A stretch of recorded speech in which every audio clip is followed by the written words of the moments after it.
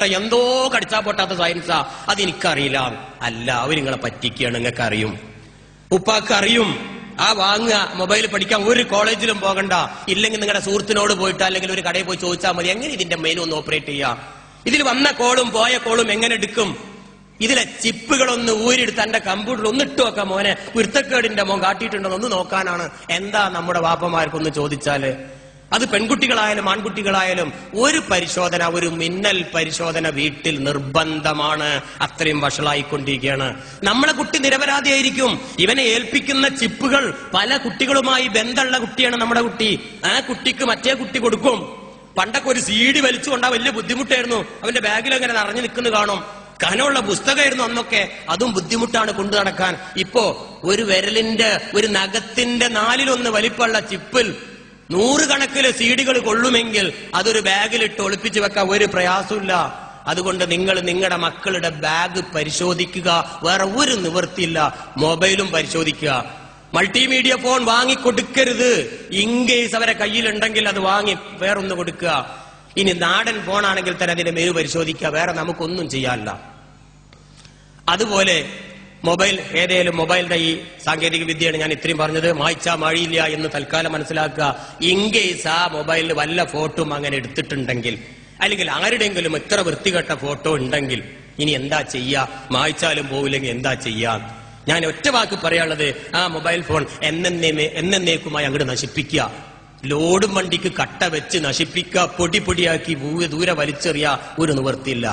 അതല്ല, കുറച്ചും കൂടി ബുദ്ധിയുള്ള മക്കളാണെങ്കിൽ ഓർക്കുക, എടുക്കുന്ന ഫോട്ടോ അങ്ങനെ വല്ലതും നിർബന്ധമാണ് നിങ്ങൾക്ക് എടുക്കുന്നതെങ്കിൽ എടുക്കുമ്പം മെമ്മറി കാർഡ് പറഞ്ഞ ചിപ്പിൽ സ്റ്റോർ ചെയ്യുക. മൊബൈലിന്റെ ഉള്ളിൽ ആവരുത് അത്. എന്നിട്ട് ആ ചിപ്പ് എടുത്ത് നശിപ്പിക്കുക. മൊബൈൽ ആർക്കേം കൊടുക്കുക. പക്ഷെ അത് ഉറപ്പാക്കണം, അത് മൊബൈലിലാണോ ചിപ്പിലാണോ എന്ന് വിവരം വേണം. അതല്ല, ഒരു 10,000 20,000 വിലയുടെ ഫോണാണെങ്കിലോ നശിപ്പിക്കുക എന്ന് പറഞ്ഞ സങ്കടമല്ലേ? എങ്കിൽ അങ്ങനെ എന്നേക്കുമായി നശിപ്പിക്കുന്ന എഞ്ചിനീയർമാരും വന്നിട്ടുണ്ട്. ആ ഫോൺ അങ്ങോട്ട് കൊടുത്തതിനുള്ളിൽ മുഴുവനും കണ്ണടച്ചിട നശിപ്പിച്ചു തരും. അതിന്റെ സോഫ്റ്റ്വെയറും ഇറങ്ങിയിട്ടുണ്ട്. അങ്ങനെ അത് ചെയ്യുക, എന്നിട്ട് അത് റീയൂസ് ചെയ്യുക. പക്ഷെ അതിന് ഒരു ദിവസത്തോളം സമയം വേണം. 5,000 രൂപയുടെ ഫോണാണെങ്കിൽ ഒരു 10,000 കൊടുക്കേണ്ടി വരും. പിന്നെന്തിനാണ് ആ ഫോൺ അങ്ങനെ ചെയ്യണം? അത് നശിപ്പിക്കുന്നതല്ല നല്ലത്. അത് നിങ്ങൾ ചിന്തിക്കുക.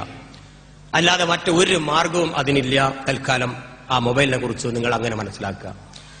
വളരെ വേഗത്തിൽ എനിക്ക് ഇനി പറയാനുള്ളത് കമ്പ്യൂട്ടറിനെ കുറിച്ചും ഇതേപോലെ ഒരു ദുരന്താണ് പറയാനുള്ളത്. ഈ മൊബൈൽ ഫോണിന്റെ ഈ കഥ ഞാൻ ഈ കഴിഞ്ഞ 2 മാസങ്ങൾക്ക് മുമ്പ്, കഴിഞ്ഞ മാസം ദുബായിലെ കുറെ മലയാളി സമാജവുമായി ബന്ധപ്പെട്ട് അവിടെ ഒരു ക്ലാസ് കൊടുത്ത സമയത്ത് അതിലെ ഒരു ദീനിയായ ഒരു മനുഷ്യൻ വന്നിട്ട് പറയാണ്, എന്തെങ്കിലും നിവൃത്തിയുണ്ടോ ഞാൻ ആ വിറ്റ ഫോണിന്റെ ഡാറ്റ ഒന്ന് എന്നേക്കും നശിപ്പിക്കാനും. അയാൾ എന്നോട് വന്ന് ചോദിച്ചതാ.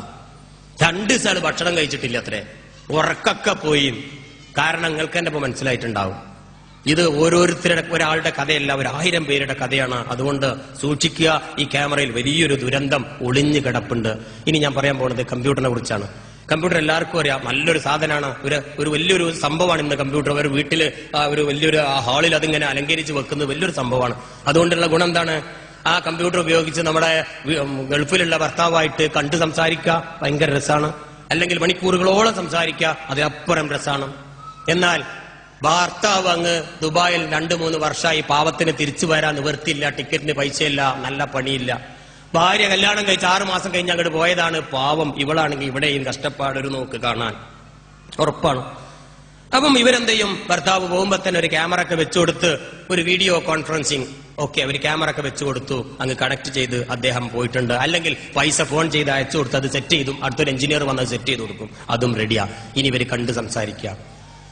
മാന്യ സുഹൃത്തുക്കളെ, ഒരു കാര്യം ഓർക്കുക, ഇങ്ങനെ കണ്ട് സംസാരിക്കാൻ ഏത് കമ്പനിയാണ് നിങ്ങൾക്ക് ലൈസൻസ് തന്നത്? ഒരു കമ്പനിയും തന്നിട്ടില്ല, സൗജന്യമായിട്ട് തന്നിട്ടുള്ളൂ, ലൈസൻസ് അല്ലാതെ.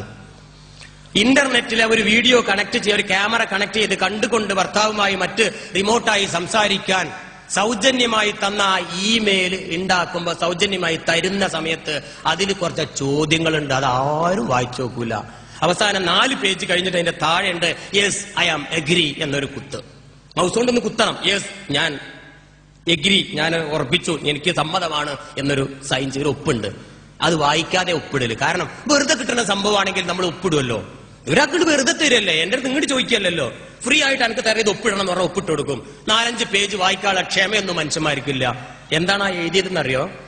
നിങ്ങൾ ഇതിലൂടെ ക്യാമറയോ മറ്റോ അയക്കുന്ന വീഡിയോ ചിത്രങ്ങളും ശബ്ദ ചിത്രങ്ങളും മറ്റ് നിങ്ങളെ വിലപിടിപ്പുള്ള ഡാറ്റകൾ ഒരു ഗ്യാരണ്ടി ഇല്ലട്ടോ. Yes, I am agree. രണ്ടാമത്തത് എന്താ പറയുന്നത് അറിയോ? നിങ്ങൾ ഇതിലൂടെ അയക്കുന്ന ഡാറ്റകൾ ഞങ്ങൾ കോപ്പി അടിച്ച് വിൽപ്പന നടത്തും. അതിന് സമ്മതമാണോ? സമ്മതമാണ്. മൂന്നാമതൊരു ചോദ്യം കൂടി ഉണ്ട്. ഇനി ഇതിലുണ്ടാകുന്ന വല്ല കേസോ കോടതിയോ ഞങ്ങളല്ല ഉത്തരവാദി, നിങ്ങളാണ്. അതിന് സമ്മതമുണ്ടോ? സമ്മതമുണ്ട്. എത്തി ഒപ്പിട്ട്. ഇപ്പൊ കേസും ഞാനാണ്, കോടതി ഞാൻ തന്നെ. എന്ത് ചെയ്തോളും എല്ലാ സമ്മതവും കൊടുത്തു. നമുക്ക് വീഡിയോ ക്യാമറ വെച്ച് തന്നു കേട്ടോ. ഇപ്പൊ ഗൂഗിൾ എർത്തോ നാസയോ മൈക്രോസോഫ്റ്റോ ആരുമല്ല, നിരപരാധികളാണ്. കുഴപ്പം മുഴുവാരത്ത് സൗജന്യമായി കിട്ടിയ എന്റെ അടുത്ത്, അഥവാ നമ്മുടെ നാട്ടിലെ പാവം ഈ സ്ത്രീ ഇവളെടുത്ത്. ഞാൻ കഥയാക്കി പറയാണ്. ഇപ്പൊ ഇവളാണ് അതിന്റെ ഉത്തരവാദി. ഒപ്പിട്ടു. ഓക്കെ.